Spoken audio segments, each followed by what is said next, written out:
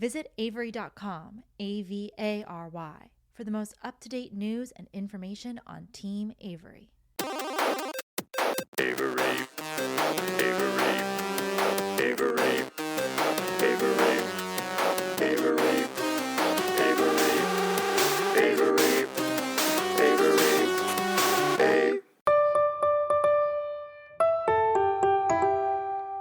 This is the Gala Show. I'm your reporter on the beat, Gala Avery. On this episode, it's one of the movies everyone was talking about at Beyond Fest and that my horror friends who didn't get a ticket are looking forward to seeing. And the good news is it's releasing January 31st. Companion, starring Sophie Thatcher, Jack Quaid, and Megan Surrey, is a psychological thriller about, well, the perfect companion. Haven't we all dreamed of them, especially in this digital age where making a real-life connection just seems impossible? Today on the mic, I have the writer-director, Drew Hancock. Hey, Drew. Hello. That was great. You should write all of the copy for the movie. That's fantastic. I know. When I was watching the movie, I was thinking because not to give too much away that hasn't been given away already in the trailer, but I have a friend, a male friend who is in his 20s, and when the AI girlfriend kind of popped up online, he started doing that, and I found out, and I told him, not going to say his name, I'm not going to out him, but I told him, if you keep doing this, I'm going to come over and pour water on your computer. You are not allowed. You have to go talk to a girl, like an actual real girl. You're not allowed to do this. Yeah, so yeah. It was kind of a good movie. I'm going to make all my 20-year-old male friends go see it just so they can be forewarned about they should talk to real girls. Yeah. But before we bring up your topic for today, I have a question for you. It's a very serious one. Please. What is your favorite movie? What is my favorite movie? Oh my gosh! Why would you drop that on me? I know, just to start a big bomb.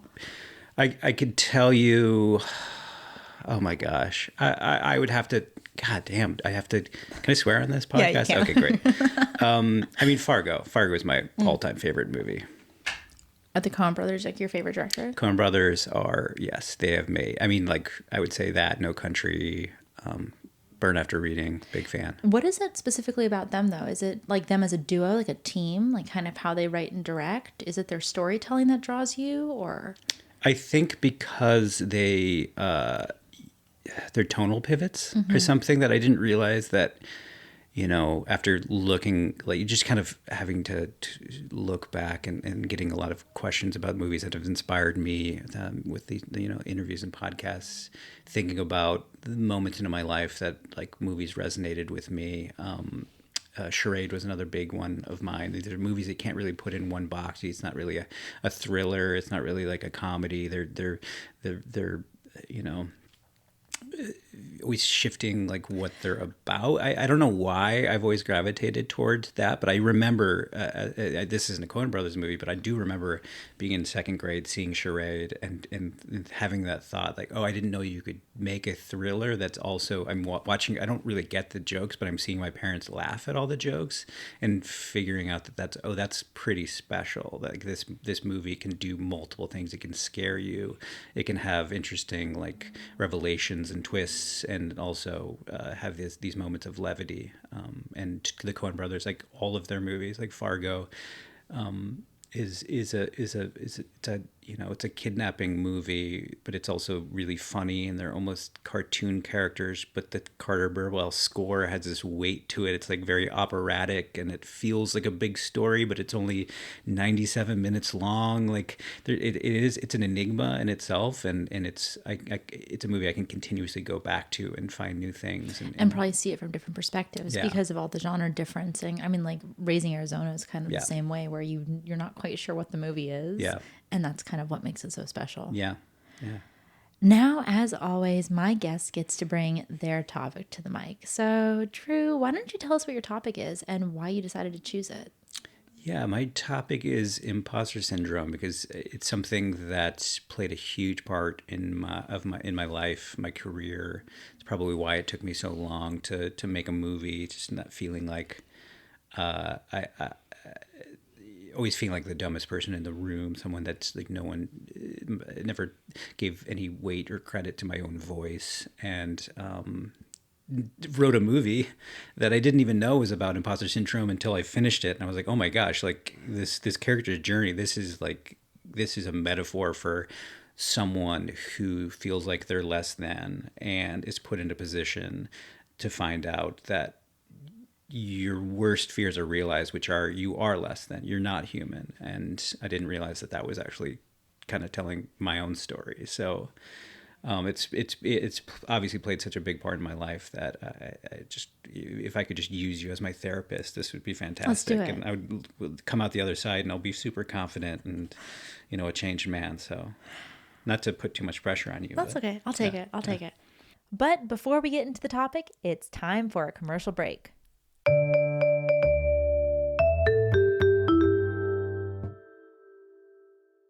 Back by popular demand, the Video Archives merch store is up and running. Get your favorite t-shirts, hats, notebooks, stickers, and more at videoarchivesmerch.com. You know me.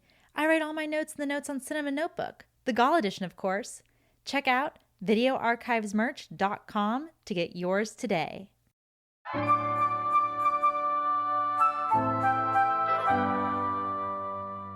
Hey, thanks so much for being a loyal listener. If you want to keep up with me off mic, make sure to follow me on Instagram at Gala Avery.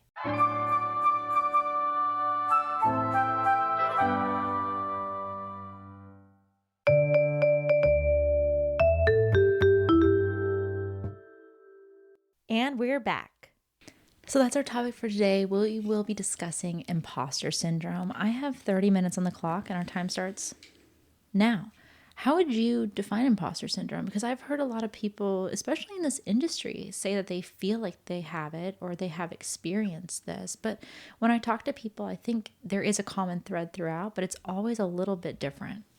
Yeah, I think it's just that little voice in your head telling you you shouldn't be here and no one should listen to you and you are, kind of again less than you don't belong here. And I just find myself in that position. I've gotten better over the years for sure, but like I said about like kind of sandbagging my career because I don't think I have the ability to to maybe write and direct a movie, which is a daunting, huge task. And it's basically being the captain of a ship. Yeah. You have to be the admiral of your team and you have to lead them forward, and everyone's eyes are on you when you're doing it. But you did do it. I mean, Companion, I've seen it. They haven't seen it yet, but I think it's great. Thank you. And I wonder though also like the imposter syndrome, because before we got on the mic, we kind of started talking about like your origin, like where you came from. And you're not from Los Angeles, you're from Omaha, Nebraska, right? Mm-hmm. Do you think partly also like this feeling of maybe like you don't fit in or like you don't belong comes from the fact that like you had to come to this town and like you came as an outsider? Yeah, no, that's a great observation. I think a lot of the projects that I'm kind of I gravitate towards, stories that I consistently find myself telling are people struggling with their identity, their sense of identity, who they are. And growing up in Nebraska, like it's literally the dead center, of the U.S. Like it's right in the middle, and we don't. It's not even the Midwest; it's just the middle. And just always feeling like a little bit jealous of people that came from like any kind of interesting place. New York, Los Angeles, Miami. Yeah. Where else is interesting? There's tons of them all over. Anything. States. Yeah, Omaha, Nebraska. Dallas. It just doesn't. It almost was embarrassed by the fact that I was from Omaha because there's not really an identity to it. It's just this place. It's a city. It's not even a city. I mean, it's like 500,000 people. It's like, it's pretty average, pretty right in the middle. So when did you said you came here 20 years ago, right? Yeah. So you've been here for 20 years. When did you first know you wanted to start making movies? Was this like a slow burn? I came out here. No, like You knew that. Yeah. Did you know it as a kid? No, I've always been a gigantic movie fan. It never occurred to me that you could actually have a job doing that. You know, I come from a long line of like accountants and lawyers and teachers, and just the joke I always make is it's like life, the board game, occupations, like just like this, you know, just you pick them just out of professions. the deck of cards, kind of like the safe professions they're really great for some people. Some people are able to work that 9 to 5 and then have their hobbies outside of it. But then there are people, I feel like probably you and I, that have to chase their dreams, and they have that burning yearning inside that you have to risk it all to do what you want to do. Yeah, and it didn't even occur to me that it was a risk. It was just like, oh, this is the option that I have to do because It's the only option. It felt right. I was on a path to like, the only C I ever got in high school was accounting, and that's like all my family is accountants, and so like right away that was just the universe telling me, oh, you're not going to be an accountant. Don't do that. It just didn't make sense to me. Assets, liabilities, still like that stuff just kind of flies over my head, and it costs fine print. I get headaches when I read contracts. I'm really bad at that stuff. So I mean, I knew that I couldn't do like a very businessy job, but I always knew that I was on the creative side. I was had a hard time paying attention because I was always lost in my head. And so I just was, okay, what's the most creative job you could have in business? So I was, advertising. I'll go into advertising. And, you know, was taking those classes in college. I went to Colorado State University only because my cousin went there. I didn't, I was picking a college, I'm like, I don't know. I don't care about school. I'm just whatever. That seems like a far enough away that I'm not in Omaha anymore. It's far enough away, but there is still someone there that close. You know also that you, like, in case something happens, like your cousin's there, so you know that there's someone. Yeah, I still felt safe because it was like a 6-hour drive from Omaha. And so I'm taking these classes, and I'm miserable, but don't know that I'm miserable because I think it's kind of drummed in our heads that like you're not supposed to enjoy school. You know, it's just supposed to be something that you're just supposed to kind of get through and then find a job. So it never occurred to me that I was on the wrong path, but just by chance, and I don't even know why I did this, but I was picking an elective for just filling out an elective, and I was reading like the booklet, and this is before everything was online. It was just literally like a little like, you know, pamphlet, and there was an editing class, and I was like, oh, I like movies, maybe I'll enjoy this editing class.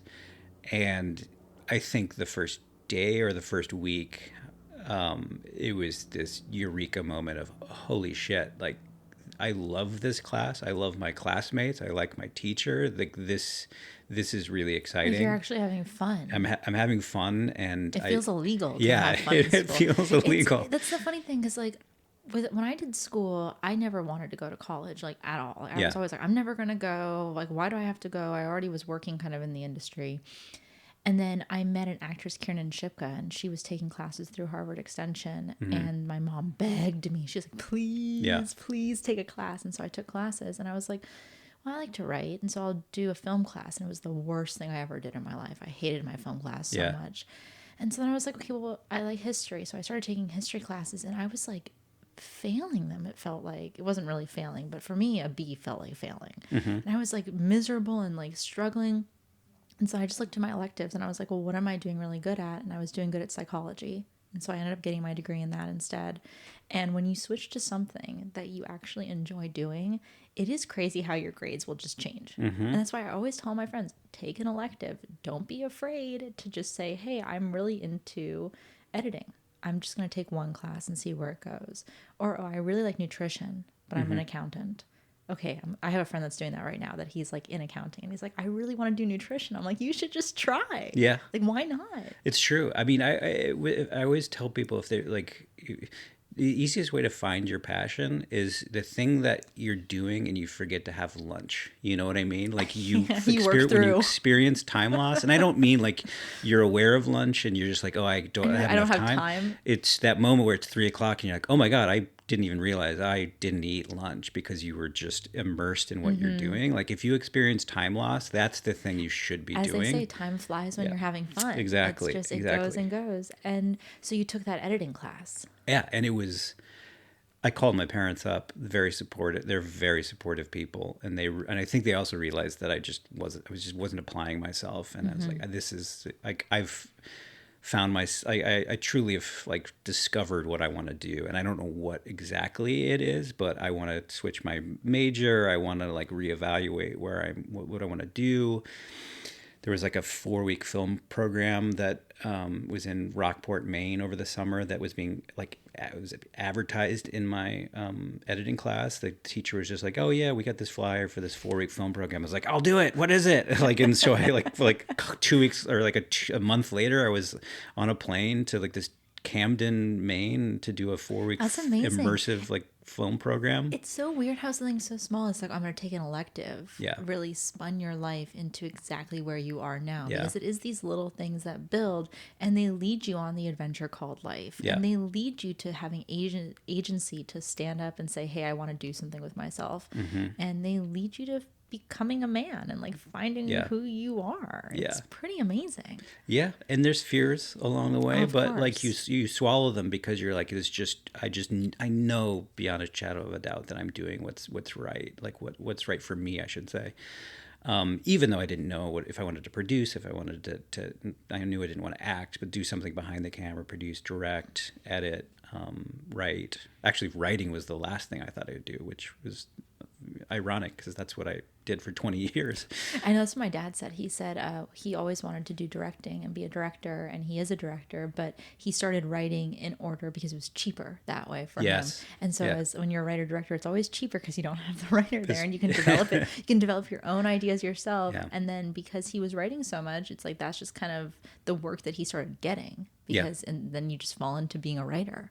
And being a writer, it's weird because it can be really thankless. Mm-hmm. Like you are the dreamer. You're the one pulling these ideas out of the ether. They are like your child, so to say. Yeah. And then they kind of get handed off and you kind of watch them grow, sometimes without any input onto how the child is raised. Yeah, no, I mean that could be a whole podcast on it Yeah, of on its itself, own. like just the trials and tribulations of being an underappreciated writer, and there are so many in this town. so many, and getting and watching your work get fucked up, and like In not Barton Fink, yeah, exactly. Fink, when they're in the bathroom and he's like, throw a rock and you'll hit a writer, Yeah. and do me a favor, throw it hard.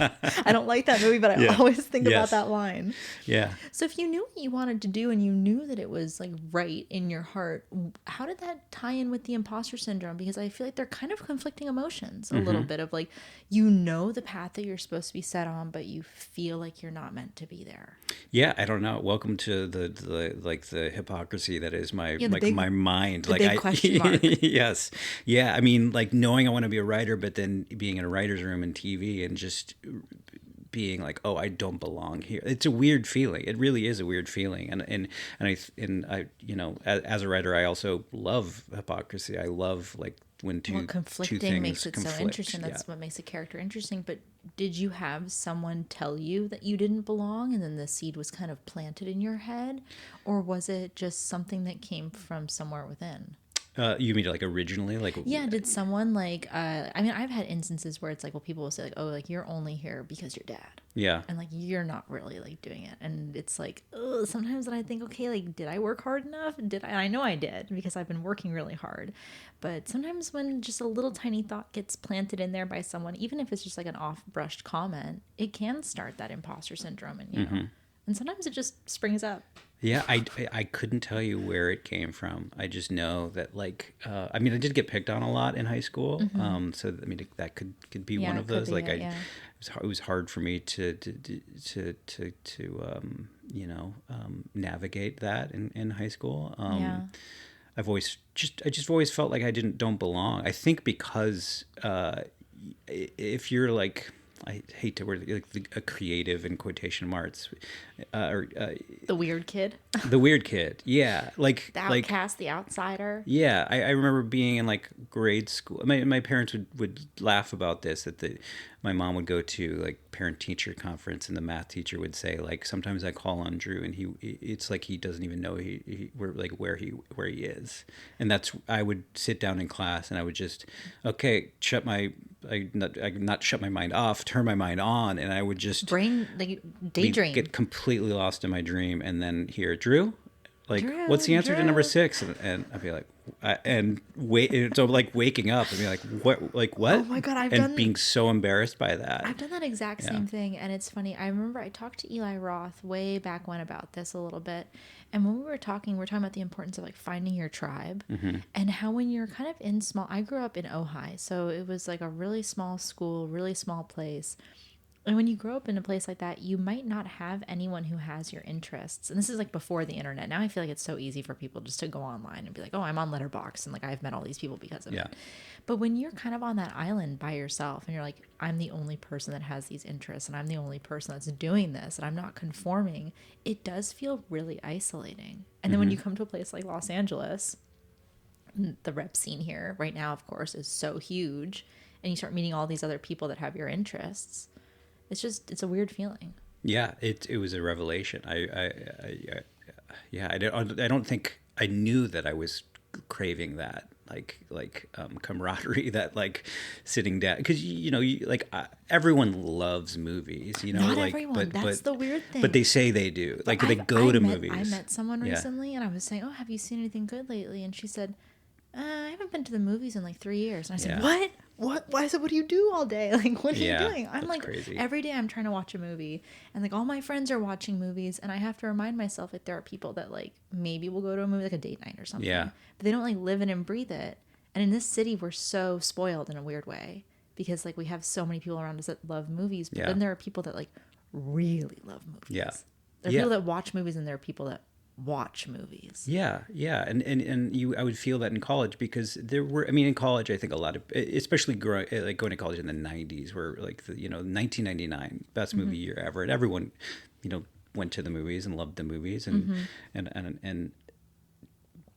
like it was easy to find people that liked Usual Suspects or Pulp Fiction or these things that kind of big titles, but I was like spending time in the library reading like screenplays. Like that's what I was doing in my spare time. Like I was just combing through. You are the one that loves movies. Yeah, they felt like I saw Three Kings 3 times in the movie theater, because it like because the middle, like the flashback sequences during when Mark Wahlberg's character is getting interrogated, those flashback sequences, I was like, I've never seen that in a movie before. I need to watch this movie 3 times just to see like the build up to it, like how it's done and why did it affect me so much. Did you ever like work at a video store, or like have a local one that you went to? I didn't work at a movie store, but I worked at a movie theater during 1999. Yeah, so it was one of those like dollar theaters. It's called the Foothills Twin. It's not around anymore. Still there. It's a tire shop now.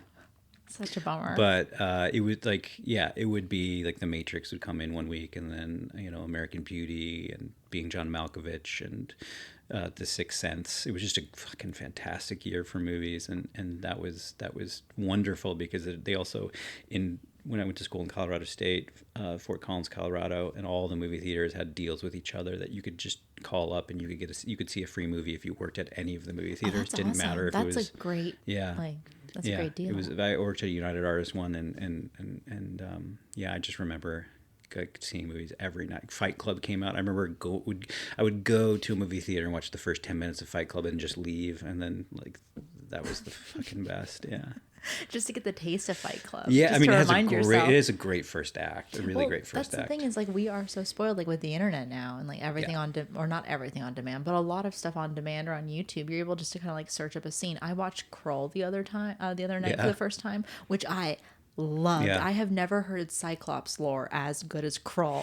And so yesterday I was like, I just want to hear the monologue again about the Cyclops, and like how he gave up his eye to see the future, but he's so sad because he can only see his death, and it was just amazing. And I went, and it's like, I can find the scene, and not only that, but the YouTube comments have like typed it out, and like they're all analyzing it. I'm like, I live in the future, where I'm so lucky that I can just recall this, and I don't have to wait for it to come, or go to the video store and rent the tape, or purchase a tape for $60. Yeah, it's amazing. I mean, and you can also like the connection you have. Me as like a 45-year-old man, and being like, I was just kind of going through moments in my childhood that trying to figure out why like I like horror so much, and that's figuring your favorite genre. It's up there for sure. I just always have loved horror, but I didn't really understand like, where did that come from? And so I was kind of going back and like looking at the movies that like traumatized me. And of course, like none of those movies were horror movies. Wait, which movies traumatized Well, you? this is what YouTube was fantastic. Is I found a whole like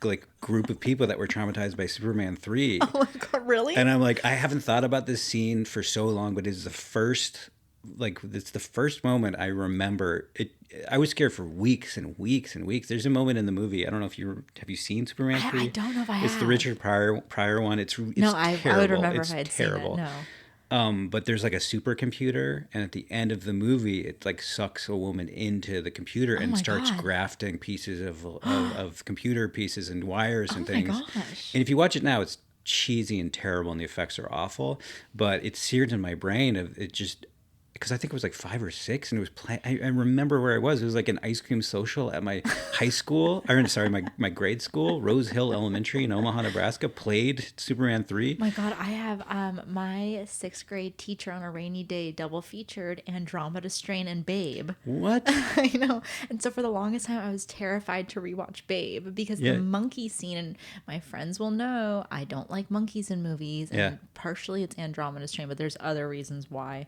Like the Creep Show, the monkey in the box thing. Yeah. I saw that recently. Oh my God, I started screaming. Did you see Monkey Shines? No, I don't want to see anything monkey. Oh, it's great. Anything monkey. Even Monkey that, Shines is actually surprisingly good. I rewatched it recently. Clint Eastwood orangutan one. Any Which Way But Yeah, Loose. I'm like afraid to watch it because That's of the monkey. hilarious. But yeah, no, I was afraid to rewatch Babe, and then I rewatched Babe, and I was like, "There's nothing scary in this No. movie." But I had built it up so big in my mind because I had paired it with Andromeda Strain in 6th grade. What an odd choice. I know, What he your was my teacher science teacher. thinking? So I don't know what he was Well, I thinking. guess that makes Andromeda Strain makes sense. But I guess Babe, maybe he just really. it's liked just a good. It's a maybe good he movie. had the movies in his it's bag. a good movie. Maybe Did you he's see like, Babe 2?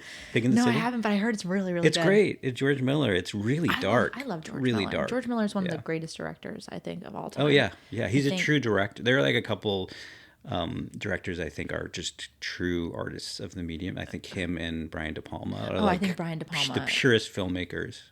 It's interesting. I've been like kind of categorizing directors that I like recently. I love Michael Crichton, Mm-hmm. so I've been like watching more of Michael Crichton's work, and he's like, I love Did you watch him. Runaway? Not yet, but I want to see his train robbery movie, which Mm. is the one I haven't seen. But I watched Looker recently for the first time, and I'm like obsessed with Looker now. But I know love Looker. Oh, Looker! It's basically it's about this. He's like a plastic surgeon, and he gets all these models, and they want like very like 1 millimeter shaved here and 1 millimeter plumped here, and it turns out that an AI robot at an ad agency has decided what the perfect woman looks like. Oh, and wow. so in order to get the eyes on the advertisement as for the longest time possible, but then it turns out all these models are dying, and he's kind of swept up into it. What year did that come out? 78. I'm gonna throw Oh, wow. an oddball out there and guess it's 78, but I gotta watch this movie. Is it good? I think it's great. I Yeah. think it's fantastic. But I want to watch all of his movies now. But my favorite, I think, director is Ken Russell. I love Ken Mm-hmm. Russell. I love what he brings, the absurdity that he brings to the screen. Yeah. But he is definitely, he liked to push the envelope, and I like that about Yeah. him for sure. Yeah. I So- admire that for sure. I don't know if I'm the I don't envelope know. pusher. I don't know. You might be. You might be, but you might just not know it yet. I also find out that things that I think are just Normal. or I was like, oh, wow, you went a little far. I was like, I did? Oh, I didn't even realize And you're that. such a nice guy. That Yeah. I don't think you'd ever want to go so far as No. to like make someone think, ugh. Yeah. That's the funny thing though, is when you are introduced to so many different kinds of movies and you see so many different things and you research the art form so much, you kind of you don't become numb or like whitewashed to it, but you just kind of become normalized. Yeah. Like, oh, this is normal. It's normal to have this kind of blood in an Italian giallo, or it's normal to have this kind of story structure, etc. And then it's just like, don't you think everyone knows this? Yeah. I feel like that sometimes. Yeah, me too. So the imposter syndrome, though, I'm so curious about this because Yeah, I feel I'm, like it's- I'm serious. This is like a therapy No, session for me I'm- because I didn't like coming into this thinking like maybe we'll talk about imposter syndrome, knowing it's a big part of my life, but never really confronting it. Well, when did you like kind of discover that you like realized like, oh my God, I have imposter syndrome? I mean, I don't know when that was. It was like labeled imposter syndrome, but as soon as I found out that that was a thing, there are a couple moments in my life where you look back and you go, oh my gosh, this is a thing. This is a like certifiable thing that defines me, and my like the choices I've made in my life are because of this, because I've been unsure of my place. Is it in all aspects of your life, or is it just in career? I think mostly it's career. I don't know. Yeah, I mean, like those are definitely the big events, like but it's probably permeated everything. I'm sure. Yeah, I mean, it's interesting though to me because it's like when you're going through something and then you finally have a name for it, and then you're able to kind of go back and say like, oh, when I was like in second grade and I did this, it's because I didn't feel like I fit in with everyone, or oh, like when I was in college with that girl and I didn't feel like whatever, then there, or with this job and I didn't go for it because I didn't apply myself because I just didn't feel like I belonged. And then you're able to put a thing of I felt like I was an imposter in those situations. But when you found the name for it, did it help you kind of quell it? Yeah, I think or did it so. make it worse? It actually might make it worse, to be honest with you, because then it could become an excuse. I don't know. I mean, like I think we that can makes sense because you can say like, oh, I have imposter syndrome, so I feel this way, so I'm just like not going to confront it. I'm just going to like let it happen. Yeah, that could be true. I mean, like if I was going to think about like one where it really hit me hard is, you're constantly met with rejection in this business. You're going to get 100 no's before you get one yes. Yeah, if you're lucky. Yeah. And just to see a peek into how my brain works, like I wrote for a show called Suburgatory, and it was a great show, great writers, and I learned so much from the showrunner, and I wasn't asked back for the next season. And I always thought, okay, or I shouldn't say always thought, but my immediate my way my brain, my immediate like reaction to it was like, of course I'm not coming back because I didn't belong there because I'm not as good a writer as everyone else. And so I always took that as like, as like, a knock at my abilities as a writer. And it wasn't until like, honestly, like 5 years later where I realized, oh, you weren't right for that job. It wasn't that you're like a bad writer. It's, maybe what you thought was a weakness was a strength. Like you just weren't one of these people that can be in a room and like imitate the showrunner's voice, which is what staff writing is. Yeah, because if you have your own distinct voice, you might not be the best fit for a staff writer, but you might be the best for writing a script on your own. I think that's interesting though that you mentioned like with enough reflection, you were able to correct the thought. Yeah. Because that's like one of the biggest things is correcting these thoughts. They always say like there's a few techniques that you can do it. Like when you have, I've heard this thing and it always stuck with me. Is like the first thought you have is the thought that you've been conditioned to have. And your second thought is actually what you think. And they always remind that to people that are like, if you're racist, homophobic, sexist, etc., if you have one of those kind of negative thoughts about someone else, and then you say, wait, I actually don't feel that way, that's your real thought. The first is just what you've been conditioned to think. And so with enough time, though, you were able to kind of look back and say, okay, wait a second. My thought was wrong. I am right, but just not for that situation. Yeah. I think that, I mean, one of my strong suits, that's something that I recognize, is that I have like self-awareness, and I'm always taking time. Every like 5 years, it seems like I'm kind of reinventing myself every 5 years. I don't know, but I always I have a lot of staring to the mirror, not literally staring into the mirror, but just like recognize where you are right now. Is this where you want to be? Right? And are you on the path to where you want to get to if you're not where you want to be? That was a very inarticulate way of saying. No, I understand. Like where am I and where do I want to go and how do I get there? Yeah. But I also just think it's interesting because especially like, okay, you've made Companion and Companion's going to be in theaters, and I'll bring it back to the internet. It's like with the internet, you're going to have people that love the movie and that are saying like, I love it, I love it, I love it. And then there may be people that are just like negative about it because people can say anything they want on the internet without any kind of repercussion because they're not sitting right in front of a person and actually feeling how they are. Do you read those? No, I don't read anything. I think it's great not to. No, I mean, I'm not on social media, so it's very easy to That stay away. Is, amen. I wish I was you. Yeah, I mean, I'm old enough that like Well, I kind of avoided that It's funny anyway. though, I was completely off of social media before I started doing video archives. And then because Quentin's not on social media and Roger is like kind of barely there and he's not really doing it anymore, I was tasked with doing all the social media for the podcast. And so then I had to get Instagram and I barely use the Twitter. Sorry to Yeah. anyone that follows the Twitter. I Yeah. don't like to touch it with a 10-foot pole. Sure. But it's not great for mental health. And I think having things just beamed at your face, because I think it applies to this imposter syndrome thing where it's like, it's also FOMO. And like you see other people living these great lives and then maybe you're not living them and you're like, oh my God, I don't belong with them, or like, what am I doing wrong, etc. And you just get in this dark place where you can just talk yourself into it. Yeah. It's really terrible. But are you ready for people to come up to you and be like, I loved it? Oh, the loving it. Yes, Well, but the please. loving it, but does it help you feel like you're not an imposter when people compliment you? Because I know some people when they have a difficulty accepting a compliment. Even. Oh yeah, talk to my girlfriend about the mental gymnastics I do to just downplay any kind of compliments.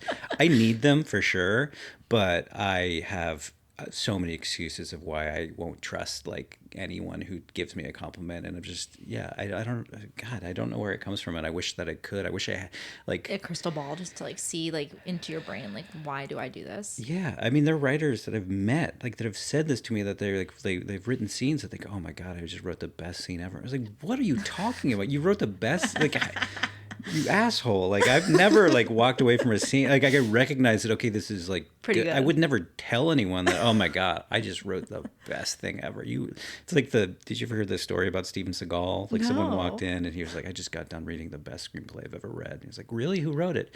I did. Like, that's so funny. Like, I love that story so much. I mean, like, it's confidence. It's an absurd level of confidence, so absurd that I don't know if it could just be a defense mechanism. But I mean, it could be a defense mechanism, but like, is it so absurd to believe in yourself that much? Yeah. To think that like it is the best thing. I just wrote the best scene. Is it absurd? Is it absurd? No, maybe not. Yeah. Maybe it is okay. Maybe my should parents feel really that did a way. number on me. Like, what did they do? But it's funny because they're also really supportive. It sounds. They're incredibly supportive. Yeah. My God, they're so and supportive. they're gonna come out and are they gonna come in the companion premiere? to the premiere? Yeah. It's amazing. Who else do you have coming? Family wise, just my mom and dad. That's amazing. Yeah. They're gonna come and they're gonna see the imposter syndrome on the screen. Yeah. It's funny. I didn't even think about the her being a robot being a imposter syndrome until you brought that up. Yeah, I didn't realize it. I mean, it helped. That was after it was easy to spot once I spotted it. Like, after the first draft, going back and looking at it, like, what is this story really about? Because, every thing I write is I kind of approach it differently. This one, I didn't want to. I don't love. I know a lot of writers start with theme. I don't like starting with theme. Because I don't really know what the movie's about until it's over. And this one especially, I was just kind of, just having fun exploring different ideas that I found appealing about technology, our relationship with technology, toxic relationships, and obviously the metaphor or the similarities between being programmed, literally, and free will, and also figuratively. figuratively, like being in bad relationships and not recognizing it until it's over, and kind of being brainwashed in a way. And so obviously I was aware of that as I was writing it, but as soon as I finished it, I was just thinking about, okay, what is this movie really about? And I was like, oh my God, like, she's being confronted with this idea that she doesn't think she's like, she's not who she is. Yeah, she's not. She's not one of them. Reframes like it's like Invasion of the Body Snatchers, but reverse. Yeah, it's funny. I said this at the Beyond Fest screening too. Is like the movie AI. The Spielberg movie AI, the Haley Joel Osment movie. It's like the parallels between that and Pinocchio. And I was actually being a real boy, rejecting the idea of what Pinocchio is, because the more I think about that story, the more I actually think it's kind of bullshit, because this like Pinocchio is a toy who wants to be a real boy, and he's put in this world where he meets real boys and they're liars and they're kind of shitty to each other, and the lesson he learns is that, like, be a toy.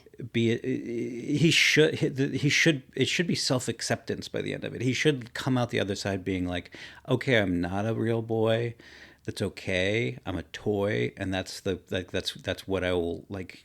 That's what I'll be. Self-acceptance, and so that's what like Companion is. That the Companion is.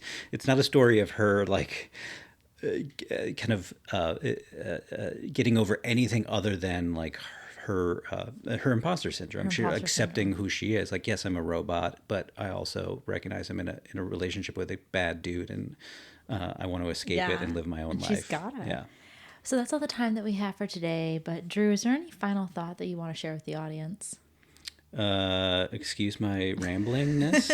I don't think there was that much. Yeah, I don't know.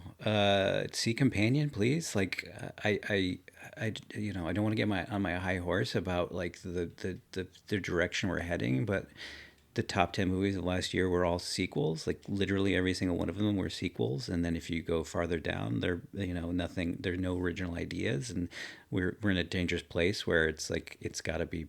Whatever you create is needs to be based on IP, or need to be a legacy sequel or a real sequel, a reboot or whatever. And so I just really want like the importance of original ideas and embracing that in anything that comes out. Just please be supportive of new ideas and originality, because I think it's a dying. It's crazy that we're in this place, but it's all because the writers need to be more appreciated. Yeah, and it all comes back to the underappreciated writers. In the end, it's just that an idea, and when you have an idea, and I loved the idea of Companion, and I love where you take the movie and where it goes. And Jack Quaid, he's amazing. God love him, but he is such a creep in that movie. I was thinking, I have gone out with guys like this. I was thinking this is why he has a companion. Yep. So it was just, it's a really great movie, and I'm excited for people to be able to go see it. So thank you very much. So thank you so much, Drew Hancock, for coming onto the show. Drew doesn't have any social media, so you can't keep up with him, but you can go check out Companion, which is in theaters starting January 31st. Honestly, I think it's going to be a great flick for people to go for Valentine's Day. Personally, I think a guy should call me up and take me out to go see Companion, even though I've seen it before. But, or a Galentine's Day date. Yeah. I think the girls, like, all go see Companion. I think it's going to be a really good kind of chick flick, and dudes are going to love it. So I think you should go see it. It's in theaters January 31st. Thanks again, Drew. Thank you. I'm Gala Avery, and this has been The Gala Show.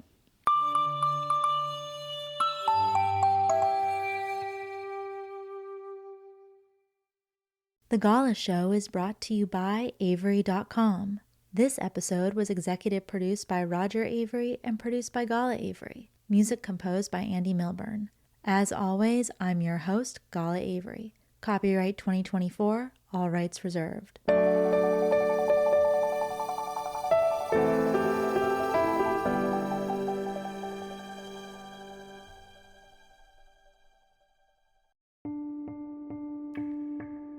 Despite me sharing the same last name with this charity, I don't have any affiliation with it, besides the fact that the issue is very near and dear to my heart. Did you know that in the United States, 2.7 million children currently have a parent in prison, and it's estimated that 10 million children have experienced parental incarceration at some point in their lives? I was one of these kids, and as an adult, I am really grateful to be able to give back to Project Avery. Their mission is to build leadership from within by supporting community through programs such as mentoring and outdoor education, and also to remove the stigma surrounding having a parent that's incarcerated. You don't have to feel alone. If you know a kid who could use these resources or would like to donate money or time to the charity, please go to Project Avery, that's AVARY.org, to check out what this amazing charity is all about. Again, that's projectavery.org. Thank you guys from the bottom of my heart.